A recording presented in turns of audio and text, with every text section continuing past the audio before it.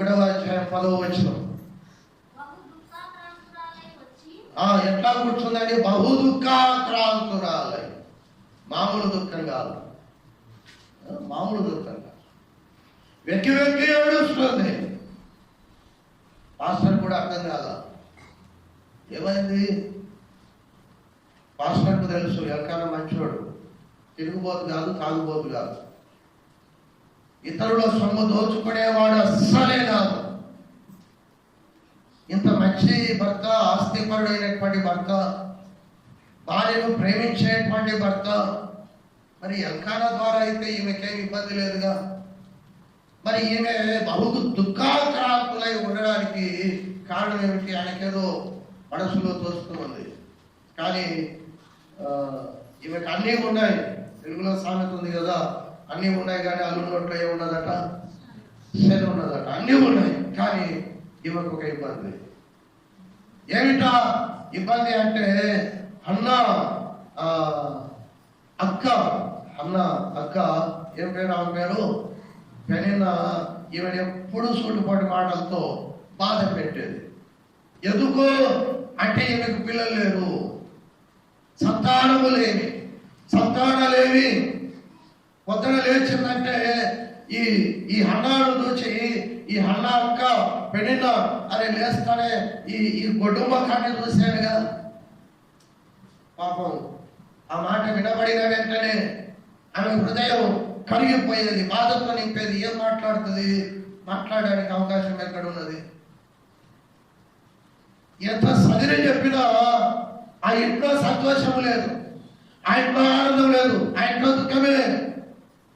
భర్త అన్ని సమకూరుస్తూ ఉన్నాడు కానీ అన్ని అనుభవించేటువంటి స్థితి కలిగినటువంటి అక్కా చెల్లెల మధ్య రోజు వాగ్వాదమే. ఏమున్నది? ఆ ఇంట్లో నవ్వు లేదు. అడిగిందల్లా తెచ్చి పెడతాడు కానీ కొంతసేపు అన్న నవ్వుతుంది, కొంతసేపు ఏడుస్తుంది. ఏడ్చినప్పుడు పెనిన్న భర్త బాధపడుతున్నాడు. ఏమైంది? ఏం కాలేదులే. సమాధానం ఇవ్వడానికి ఆమె మనస్సు అంగీకరించడం లేదు. సరే మందిరానికి వెళ్దాంపా అంటే మందిరానికి వచ్చింది. ఆ మందిరంలో కూడా ఆమె ఏం చేస్తుందంటే, అయ్యా ఈ సమస్య, ఈ సూటిపోటి మాటలతో బాధపడటానికి కారణమైనటువంటి నా శరీరంలో, నాలో ఉన్నటువంటి ఈ సమస్యకు పరిష్కారం ఎక్కడ దొరకడం లేదయ్యా. ఇదిగో నీ పాదాల దగ్గరకు వచ్చాను, నీ మందిరంలోనికి వచ్చాను, ఇదిగో నీ పాదాల దగ్గర కన్నీళ్లతో నా సమస్య అనేటువంటి అప్లికేషన్ నీకు అప్పగిస్తూ ఉన్నాను తండ్రి. నువ్వు సంతోషపెట్టినా నువ్వే, నా యొక్క సంతోషాన్ని పరిపూర్ణం చేసిన నీవే, నా సమస్యను పరిష్కరించిన నీవే. ఎందుకంటే ఈ సమస్యకు పరిష్కారం నా చేతుల్లో లేదు. ఒకవేళ నా చేతుల్లో ఆ సమస్యకు పరిష్కారం ఉన్నట్లయితే మా అక్కతో నేను గెలిచేదాన్ని. ఆమె అన్న మాటలో తప్పేమి లేదు. నేను కొట్టుదాన్ని కాబట్టి లేచినప్పుడు ఆమె అంటది, నేను పడాల్సింది. ఇదేంటి? నాకు నేను నమ్మానుగా, నీ బిడ్డనే కదా నేను. ఆమెకు పిల్లలు ఉన్నారు, సరే ఆమె అన్నది. కానీ ఆమె అప్పుడప్పుడు తన పిల్లలను వెంటబెట్టుకొని ఆడించుకుంటూ లాలించుకుంటూ నన్ను ఎన్ని మాటలు అన్నదో. నీ వెలుగుదు కదా ప్రభువా, నీ వెలుగుదు కదా తండ్రి. ఇదిగో ఈ యొక్క పరిస్థితిలో నాకు దిక్కు ఎవరూ లేరు. కొన్నిసార్లు మనం ఇలాంటి పరిస్థితుల్లోనే ఉంటాం. సమస్య నీ ఇంట్లోనే ఉంటది కానీ సమాధాన పరచడం నీ చేత కాదు. ఎల్కానా ఓడిపోయాడు. ఒక రోజు 2 రోజుల చెప్పి ఆమె ఊరుకోదు, ఈమె ఊరుకోదు. నేనేం చేయాలి మరి అనుకుంటాడు. చివరికి మానవ్రతం పాటించడం అది నేర్చుకున్నాడేమో ఎల్కానా. కాబట్టి ఆ స్త్రీ మందిరంలోనికి వచ్చింది, ఎల్కానాను తీసుకొని వచ్చింది, సమస్యను మోసుకొని వచ్చింది. గుర్తుపెట్టుకోండి, నీ అర్పణ కన్నా దేవుడికి ఏది ముఖ్యమో తెలుసా? నీ సమస్య. ఒకవేళ పాస్టర్ అయితే ఎంత తెచ్చామని చూస్తాడేమో, కానీ నా దేవుడు నువ్వు తెచ్చింది చూడడు, నీ కష్టాన్ని చూస్తున్నాడు. ఏ కష్టంతో వచ్చావు? నువ్వు 1000 రూపాయలు తెస్తే ఈ పాస్టర్ ఆ 1000 రూపాయలు సంతోషపడతాడు. సంతోషపడతాడు కానీ నీ సమస్యను ఈయన తీర్చలేడుగా. కొన్నిసార్లు బలంగా ప్రార్థన చేస్తాడు, కొన్నిసార్లు ఏదో మొక్కుకు ప్రార్థన చేసినట్టు చేస్తాడు. కానీ నా దేవుడు అలా చేయడు. నీవు తెచ్చిన అర్పణ పక్కన పెట్టు, నువ్వు బాగుండాలి, అది నా కోరిక. నా మందిరంలోనికి వచ్చినప్పటి నీవు బాగాలేకపోతే నిన్ను కన్నా నా గుండె ఎలా ఉంటుంది? నీ కొరకు ప్రాణం పెట్టినప్పటి నా గుండె ఎలా ఉంటుంది? నా బిడ్డవు కదా, నువ్వు కన్నీళ్ళు పెట్టుకుంటే నేను ఎలా ఉంటాను పరలోకంలో సంతోషంగా? నీ కన్నీటిని తుడవడానికే కదా ఇదిగో భూమి మీద నా ఇల్లు అనే మందిరాన్ని పెట్టారు. అది తెలుసుకునే కదా నువ్వు ఇక్కడికి నడుచుకుంటూ వచ్చావు. వచ్చిన నా బిడ్డపోయినటువంటి నిన్ను వట్టి చేతులతో ఎలా పంపగలను? ఎలా పంపగలను? కన్నీటితో ఉన్నటువంటి హన్నానే దేవుని కుమార్తె యొక్క కన్నీటిని దేవుడు చూచాడు. పాస్టరు తప్పుగా అర్థం చేసుకున్నాడు. పాస్టర్ ఓడిపోయాడు, భర్త ఓడిపోయాడు, ఈమె ఓడిపోయింది. ఈమె చేసే ప్రయత్నాలని చేసింది అన్న, ఆమె ఓడిపోయింది.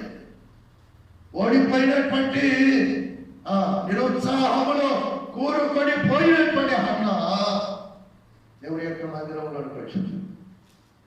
నీ జీవితంలో నీ ఇంట్లో సమస్యలు తీర్చలేక నీ భర్త ఓడిపోయాడు, ఇంట్లో ఉన్నటువంటి మరొకరు ఓడిపోయాడు. ఆ సమస్య మోస్తున్నటువంటి నీవు కూడా ఓడిపోవచ్చు.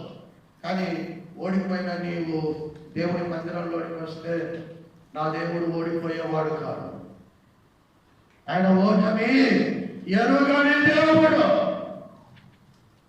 ఓడిపోయి నిరుత్సాహంగా దుఃఖంతో దిక్కులేక కన్న తండ్రి దగ్గరకు వచ్చి కాళ్ళ మీద పడ్డదండి.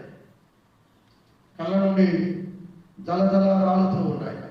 మాటలు రాని ప్రార్థన. దేవుడు మాత్రమే ఆ కళ్ళ నుండి వచ్చేటువంటి ఆ కన్నీటి బొట్టలో ఉన్నటువంటి ప్రార్థన అంశాన్ని చదవగలడు. ఇంకెవడూ చదవలేడు, ఇంకెవడూ చదవరాదు.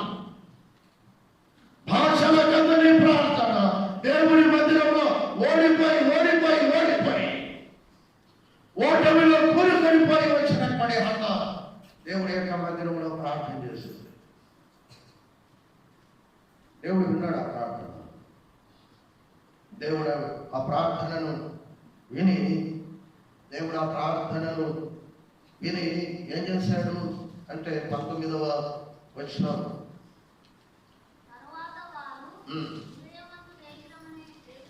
ఎప్పుడు లేచారు వాళ్ళు అంటే అర్థం ఏంటంటే రాత్రంతా మందిరంలో ఏడ్చింది అని అర్థం. రాత్రంతా దేవుడి యొక్క మందిరములో దేవుడి పాదాల దగ్గర ఏడ్చింది. కరగని తండ్రి ఎవడండి? ఈ లోకపు తండ్రులు కరగలేమో.